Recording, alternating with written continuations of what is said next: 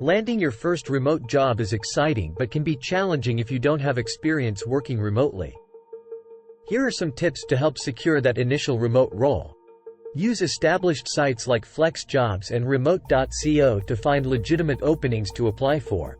Tailor your resume and cover letter to highlight useful skills for remote work like self-motivation, communication, time management, and comfort with technology.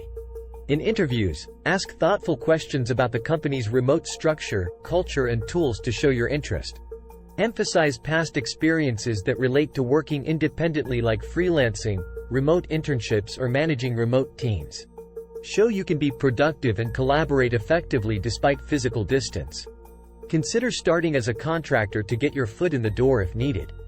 Be open-minded to adapting your work style and mindset to thrive remotely.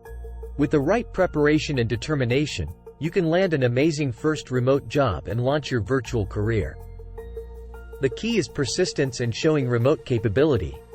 Keep trying and your hard work will pay off.